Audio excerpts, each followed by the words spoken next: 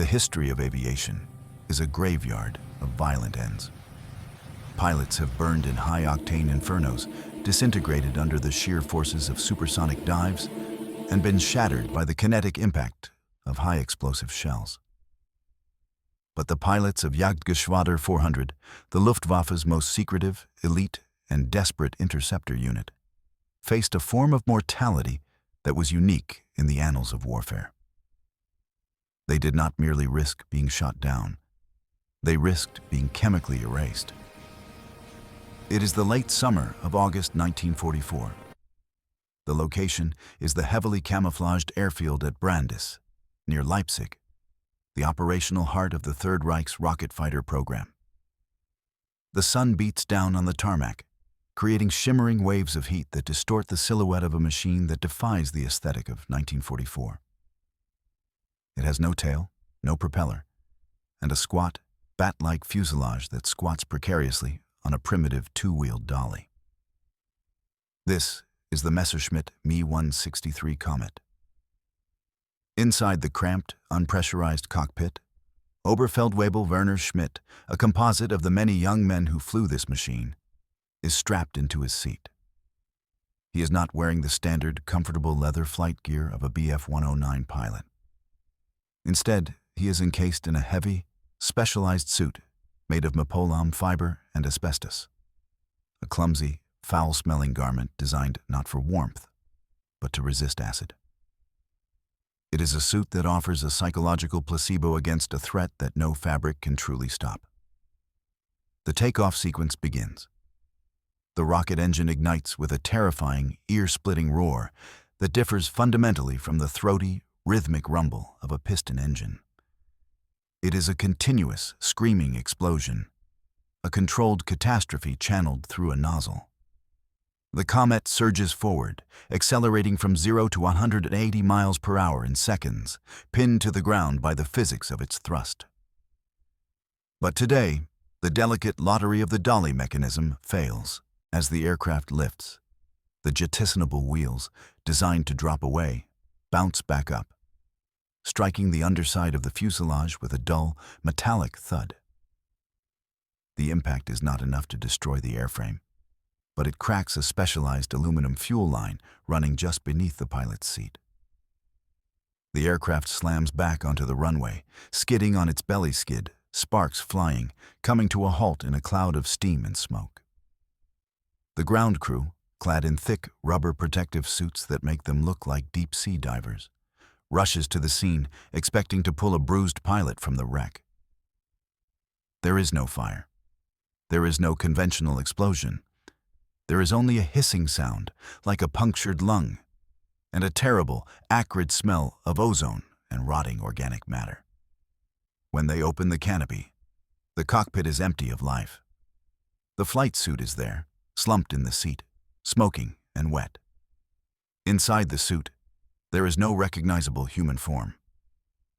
The ruptured line has sprayed T-Stoff, an 80% concentration of hydrogen peroxide, directly into the cockpit. This substance is not a fuel in the traditional sense. It is a hyper-aggressive oxidizer. Upon contact with the organic material of the pilot's body, it did not burn him in the conventional sense. It decomposed the carbon bonds of his flesh instantly, transforming muscle, fat, and bone into a gelatinous, translucent sludge.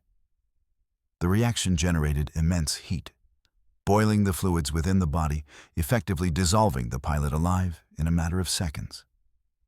The man has been reduced to basic chemical components. This was the fatal flaw of the Me-163.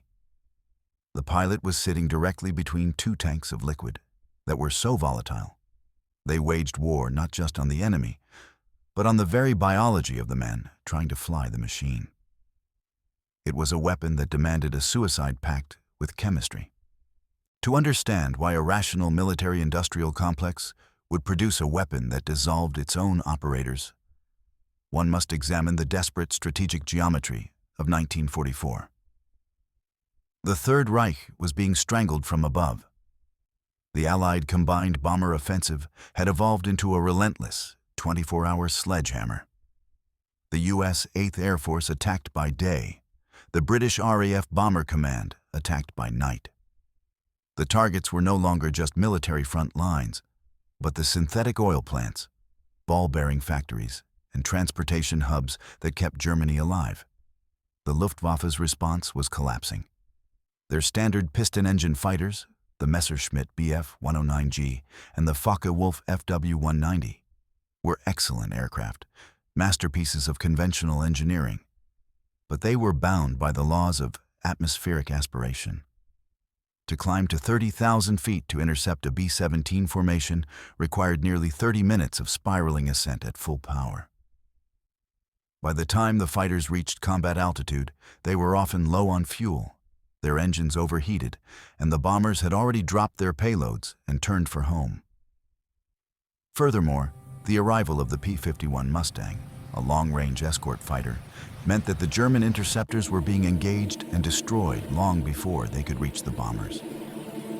The attrition rate was unsustainable. Germany was running out of pilots and time.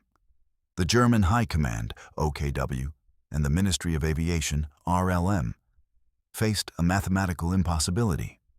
They needed a point defense interceptor, a weapon that could sit on the ground until the enemy was visually sighted, launch instantly, and climb vertically to 30,000 feet in 3 minutes. No internal combustion engine could achieve this. As altitude increases, air density decreases, starving a piston engine of oxygen and reducing its power. A rocket engine, however, carries its own oxidizer. It is independent of the atmosphere. In fact, a rocket becomes more efficient as the air thins. The solution was seductive in its simplicity. A rocket-powered interceptor that would streak up from the ground like a surface-to-air missile, slash through the bomber formation with heavy cannon fire, and glide back to Earth. It was a weapon designed for a turkey shoot, intended to shatter the morale of the Allied bomber crews by attacking them with a speed and ferocity they could not counter.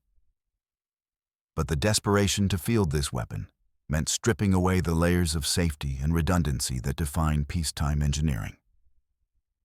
The Nazi leadership demanded a miracle, and the engineers delivered a machine that operated on the razor's edge of catastrophe.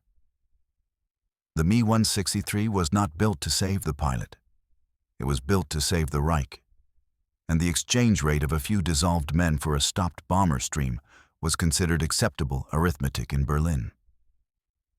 The form of the Me-163 was as radical as its propulsion. It was the brainchild of Alexander Lippisch, a visionary aeronautical engineer who had spent the interwar years obsessed with the concept of the tailless aircraft, Nurflügel. Lippisch argued that the tail of a conventional airplane was a parasitic structure. It added weight and drag, but contributed no lift. His dream was the flying wing, a pure aerodynamic shape. In the 1930s, he developed a series of gliders under the Project X designation, refining the delta and swept-wing planforms that would eventually define the jet age of the 1950s. The Me-163 was, in essence, a high-speed glider. It had a short, bulbous fuselage and immense swept-back wings. Control was achieved through elevons on the trailing edge of the wings, combining the functions of elevators and ailerons. The aerodynamics were superb. The lack of a tail and the clean lines gave the Comet an incredibly low drag coefficient. In unpowered glider trials, the aircraft demonstrated excellent handling and a remarkably shallow glide ratio. However, mating this delicate glider airframe to a rocket engine created a structural paradox. A rocket engine provides thrust in a violent, concentrated point at the rear. To maintain the center of gravity in a tailless design, the massive weight of the fuel had to be distributed perfectly around the pilot. This meant that the pilot was not sitting in front of the fuel. He was surrounded by it. The wings, hollowed out to save weight, became wet tanks. The space behind the cockpit became a main tank. The pilot was literally the meat in a sandwich of high explosives. Lippisch had designed a machine that could slice through the sound barrier, reaching critical Mach numbers in dives. But to power it, he had to turn the cockpit into a chemical storage facility. The tailless dream solved the problem of drag, but it created the problem of pilot vulnerability. Every rivet, every seam in the cockpit was a potential leak point for the deadly fluids that sloshed just inches from the pilot's elbows. The aerodynamic genius of Lippisch had created a beautiful flying machine, but the necessity of war had turned it into a flying bomb. The propulsion system of the Me-163 was the responsibility of Helmuth Walter, a brilliant engineer who specialized in cold and hot rocket cycles. For the Komet, Walter utilized a hypergolic binary propellant system. This scientific term hides a terrifying reality. Hypergolic means that the fuel and the oxidizer ignite instantly upon contact with each other. There is no spark plug, no ignition system, and no way to stop the reaction once the liquids mix.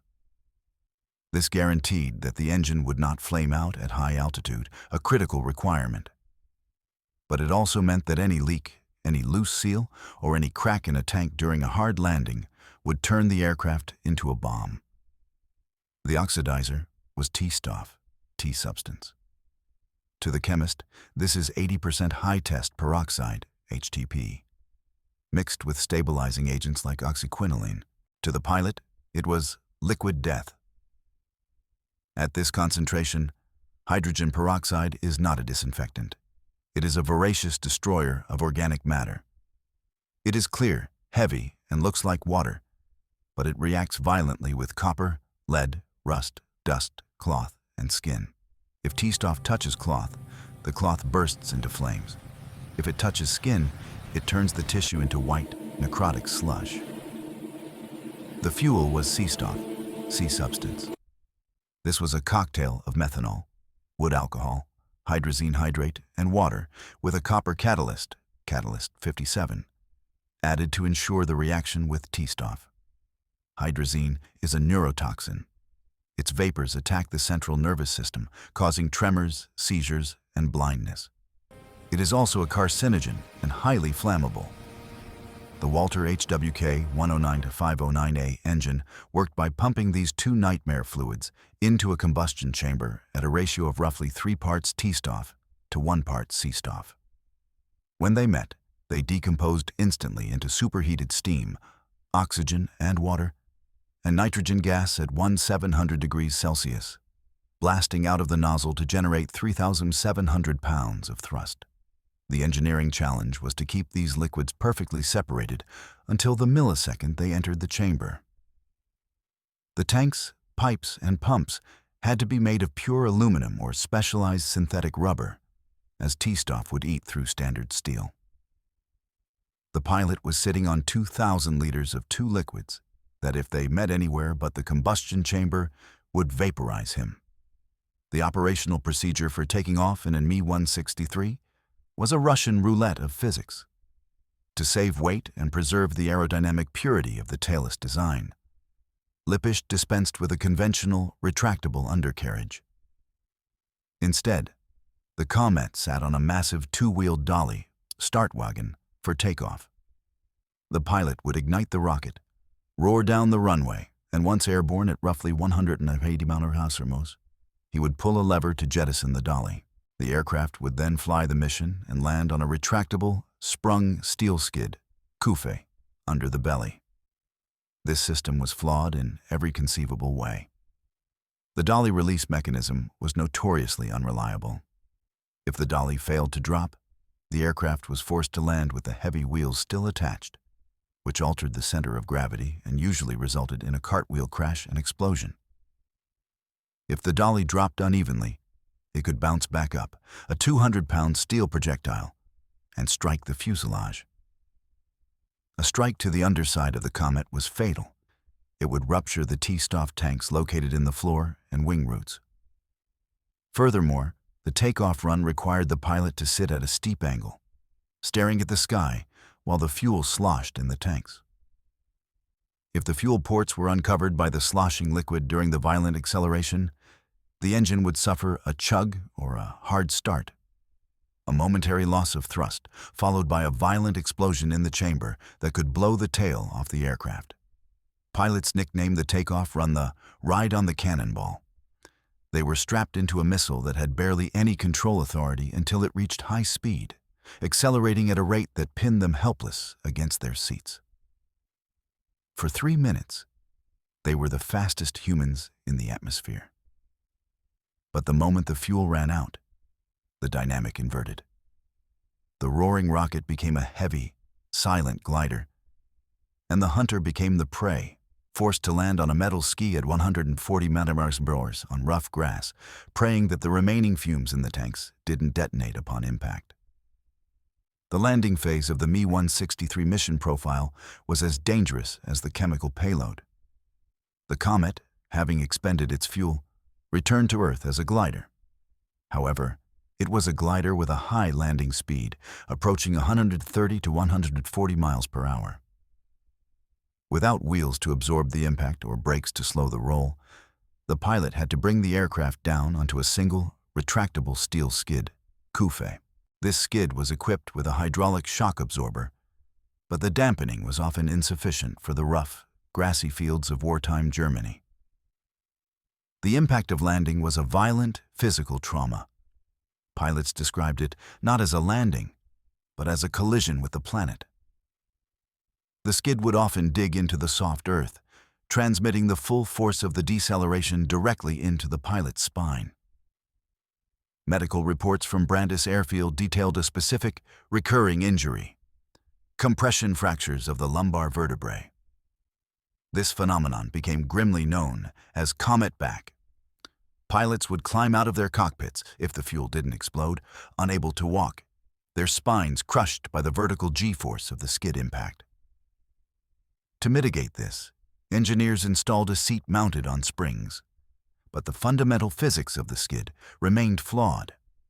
If the aircraft landed slightly sideways or hit a bump, the narrow skid offered no stability. The Komet would tip onto a wingtip and cartwheel. A cartwheel in a Me-163 was almost always fatal. Even with empty tanks, there were always a few liters of T-Stoff and C-Stoff trapped in the lines. The shock of the crash would rupture these lines, mixing the residues. The result was an instantaneous hypergolic explosion that obliterated the cockpit. The skid, designed to save weight, ultimately cost more lives than it saved in performance. It was a primitive solution to a high-tech problem, forcing a 600-mile aircraft to land like a stone skipping on water. The tactical doctrine of the Me-163 was built on a single, seductive premise: speed is armor. The engineers believed that an aircraft moving at 596 miles per hour, 959 km/h, approaching the sound barrier in a dive, would be immune to the defensive fire of the B-17 formations. Mathematically, they were correct. The turret gunners of the flying fortresses could not track a target moving that fast. But the engineers failed to account for the inverse problem. If the enemy cannot hit you, you cannot hit the enemy. The Komet's armament consisted of two 30mm Mk108 cannons mounted in the wing roots. The Mk108 was a devastating weapon. A single Meningexos mine shell contained enough high explosive to blow the wing off a bomber. However, the Mk108 had a fatal ballistic flaw. It was a low-velocity weapon. The heavy shells traveled slowly, arching through the air in a pronounced rainbow trajectory. To hit a target, the pilot had to get close, terrifyingly close. Here, the physics of the Komet betrayed the pilot. When attacking a B-17 formation traveling at 100 mph, the Komet closed the distance at a relative speed of over 400 mph. This is a closure rate of nearly 600 feet per second. The human brain requires roughly 0.2 to 0.3 seconds to process a visual stimulus and send a signal to the hand to squeeze a trigger. In that fraction of a second, the Komet would travel nearly 200 feet. The firing window was mathematically microscopic. A pilot diving on a bomber formation had approximately 2.5 seconds to identify a specific bomber, calculate the complex deflection angle for his slow-moving cannon shells, aim, and fire before he would literally collide with the target. most pilots found themselves paralyzed by the sensory overload. They would pull the trigger too late, watching their shells fall harmlessly behind the bomber. Or they would be forced to break away violently to avoid a mid-air collision, the G-forces graying out their vision before they could fire a shot.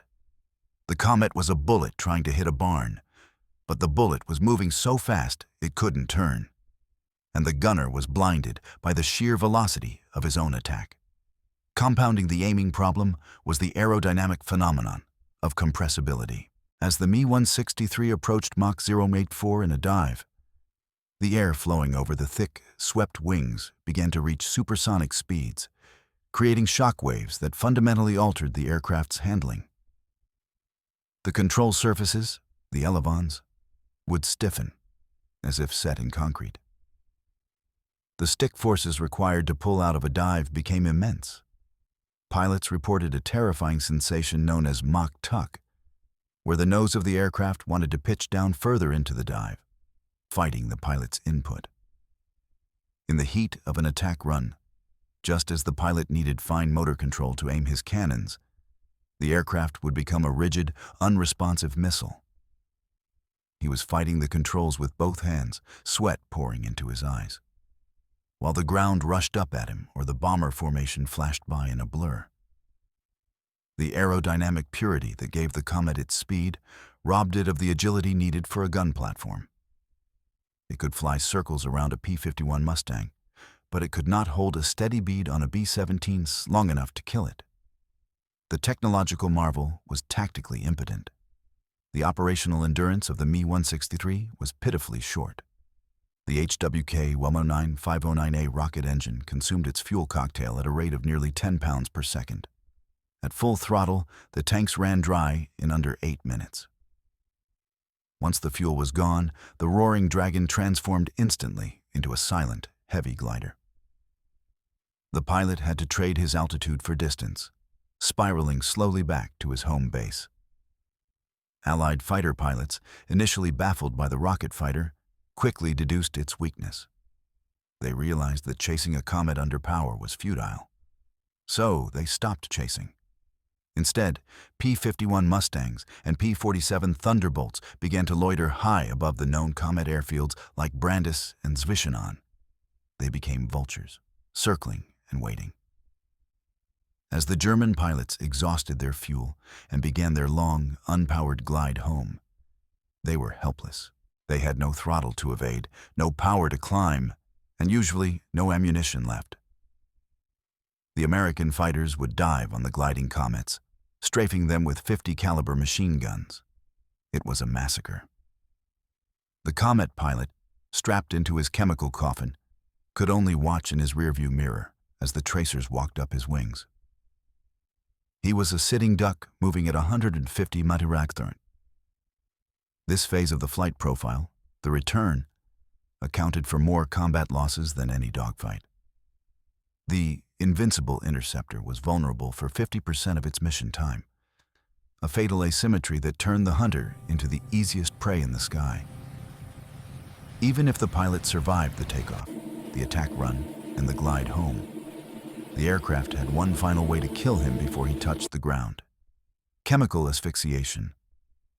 The plumbing system of the Me-163 ran directly through the cockpit, with T-Stoff and C-Stoff lines passing inches from the pilot's elbows. The vibration of the rocket engine often loosened seals or caused hairline fractures in the aluminum pipes. T-Stoff, hydrogen peroxide. Vapor is a potent irritant.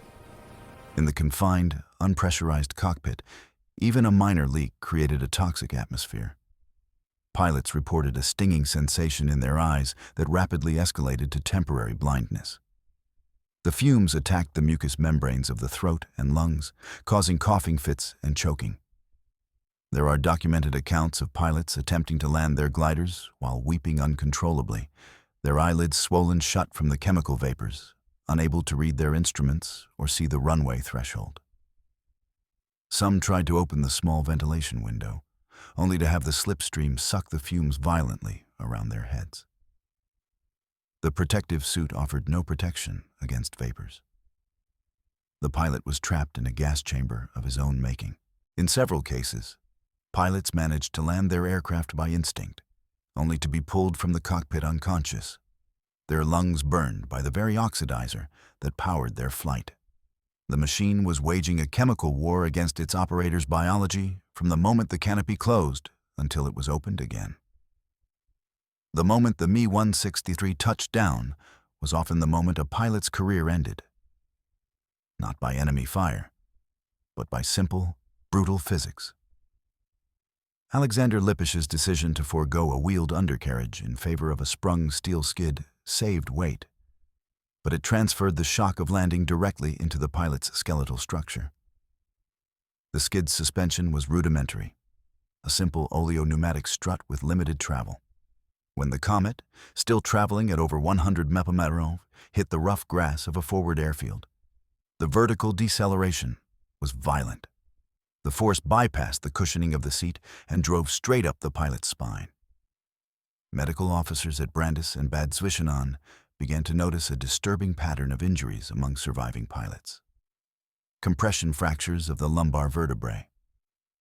This condition became grimly known as Komet back. Pilots would climb out of their cockpits if the fuel didn't explode, unable to stand, their spines crushed by their own aircraft. Engineers attempted to mitigate this by installing seats mounted on springs and even instructing pilots to tense their muscles at the moment of impact. But the physics were unforgiving.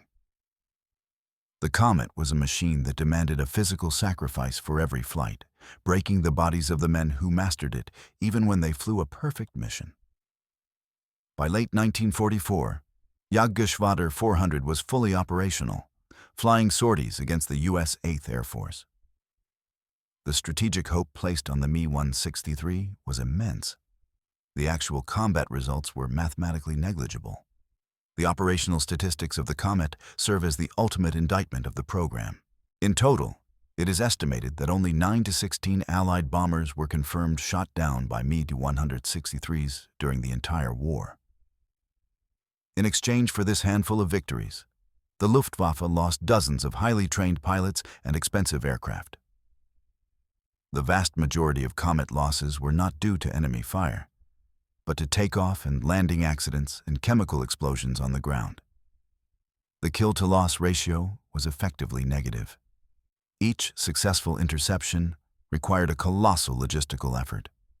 Producing and transporting the volatile T-Stoff and C-Stoff, maintaining the complex engines, and risking a pilot's life just to get the machine into the air. Strategically, the Me-163 was a resource sink. It consumed rare materials, specialized industrial capacity, and the lives of the Luftwaffe's future leaders, all to shoot down a number of bombers that the U.S. industry could replace in a single afternoon. The Komet was a weapon of terror. But the terror was felt mostly by the men flying it, not the men bombing Germany. The desperation of the Axis powers was not limited to Germany. As the Empire of Japan faced the B-29 Superfortress raids, they too sought a miracle interceptor. Germany shared the technology of the Me-163 with their ally. The blueprints and a single sample engine were shipped via U-boat. Although the submarine carrying the engine was sunk, the Japanese engineers managed to reconstruct the design from partial manuals and flight data. The result was the Mitsubishi J-8M Shusui, sword stroke. The Japanese experience mirrored the German tragedy, but with even fewer resources. Lacking the specific chemical industry to produce T-Stoff and C-Stoff perfectly, they created their own volatile mixtures, Tokuro. The first powered flight of the J-8M-1 took place on July 7, 1945. The test pilot, Lieutenant Commander Toyohiko Inuzuka, took off successfully. But just as in the German prototype trials, the engine failed shortly after takeoff due to fuel sloshing in the steep climb. The aircraft stalled and crashed, killing the pilot. The Shusui never saw combat. It was a copy of a flawed design, inheriting all the lethality of the Komet, but arriving too late to do anything but kill its own test pilot. It proved that the physics of the rocket fighter were unforgiving, regardless of the nation building it. When Allied troops overran the airfields at Brandis and Husum in 1945, They found scores of Me-163s sitting abandoned. The pilots and ground crews had sabotaged many, but plenty remained intact. British and American intelligence officers were stunned by the technology. They nicknamed the tiny plane the Flea. The evaluation process was treacherous. The Allies had to learn how to handle the T-Stoff and C-Stoff without killing themselves. British test pilot Eric Winkle Brown, a man who flew more types of aircraft than anyone in history, flew the Me-163 in unpowered glider mode. He described it as a delightful aircraft to fly aerodynamically, agile and responsive. But he refused to fly it under rocket power, recognizing the engine as a death trap. The U.S. Army Air Force shipped several Komets to Freeman Field in Indiana. Their testing confirmed the German experience. The aircraft was a technological marvel that was operationally useless. It was simply too dangerous to be a viable weapon system. The final after-action report on the Messerschmitt Me-163. Komet offers a chilling verdict. It was the most radical aircraft of World War II, achieving speeds that brushed against the sound barrier when other planes were struggling to reach 400 mph. But as a weapon of war, it was a catastrophic failure. The fatal flaw. The reliance on a hypergolic binary propellant system, T-Stoff and C-Stoff, placed the pilot inside a fragile bomb. The chemical toxicity meant that a minor landing accident, survivable in any other plane, became a death sentence by dissolution. The tactical flaw. The extreme speed and short endurance, 7 minutes, made interception a matter of luck rather than skill. The closing speeds were too high for the human eye and manual gunnery. The Me-163 stands as a permanent monument to the desperation engineering of the Third Reich. It demonstrates what happens when a nation values technological superiority over human life. The Komet did not dissolve the Allied bomber formations. It dissolved the illusion that technology alone can win a war, leaving behind only the melted remains of the brave men who tried to tame it. This is the grim legacy of the plane that killed its own pilots.